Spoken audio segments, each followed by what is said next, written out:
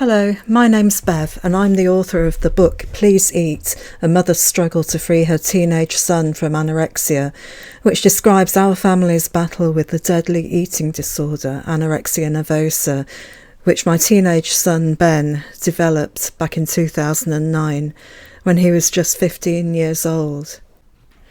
This is the third in a series of blog posts I wrote in 2011, just before Christmas. These particular blog posts were about the struggles that a family can face when dealing with an eating disorder at Christmas.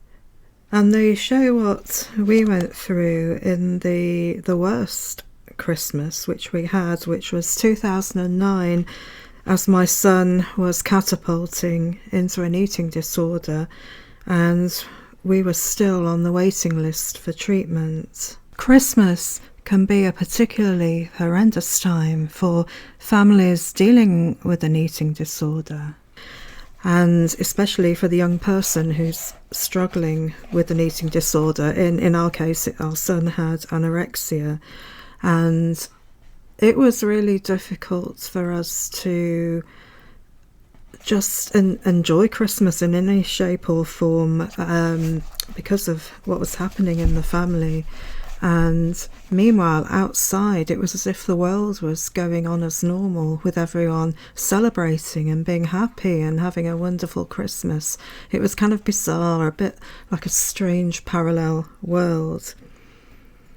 Anyway, on the 27th of November 2011, I wrote this blog, which I called "On the Third Day of Christmas, the Eating Disorder Gave to Me, the Three of Us, Our Strong Family Unit." The other month, I uncovered a letter which I wrote to Ben back in the run-up to Christmas 2009. By then we were walking on eggshells, terrified of saying anything that might upset the eating disorder and set off an eating disorder rage. The rational side of Ben's thinking had gone completely AWOL, and he'd argue that white was black until he was blue in the face. We couldn't talk to him. He wouldn't listen. He couldn't listen. I was so desperate that I decided the only way I could communicate with him was to write him a letter. Back then, I still thought that somehow we could snap him out of the eating disorder, that he would suddenly see sense and stop destroying himself then and there. I really thought it could be done. The problem was I had no idea how.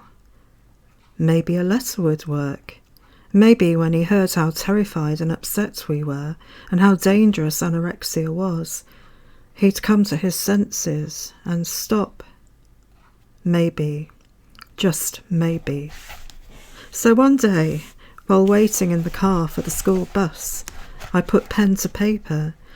I wrote that, hopefully I can get it all across without me or you getting upset, and that the anorexia was dangerous and must be stopped immediately, and that the three of us, Dad, Ben and me, would make a decision that this is going no further and will stop.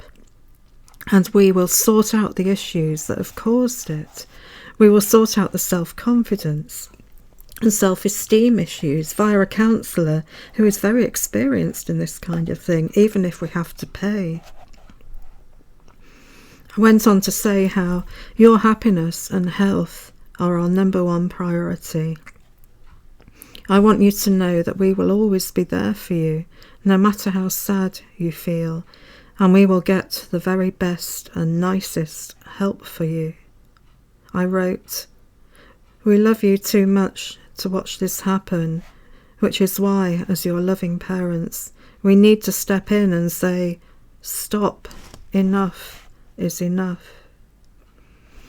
I still find rereading the next bit particularly difficult.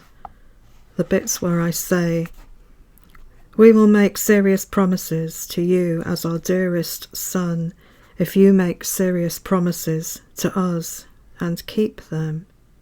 You are more important to us than you could possibly ever imagine. or even know. And we want to stop this nasty thing now and help work on the root cause. Please don't think there is no solution, because there is, very much so. And in a few months you will be so glad we all made this decision. But meanwhile, any time you feel sad or you feel it's too hard, please talk to us about anything. Don't bottle it up. And let us all start thinking positively now, even if it may at first, and even second, seem hard. It's not just you doing this alone, it's all three of us, our strong family unit. Later on I add, will you let us muscle in and start the ball rolling towards your wonderful future now? Followed by, again, I can't emphasize how much we love you and will be with you over this. Finally, I sign it off. Big hugs times 10 million and even more. Mum. I could never, ever have known that it would be almost a year before something happened that did make Ben turn around and say yes to recovery. I could never, ever have known that between writing this letter and then, that I would almost lose Ben, not once, but at least 3 times. I'm so glad I couldn't see into the future.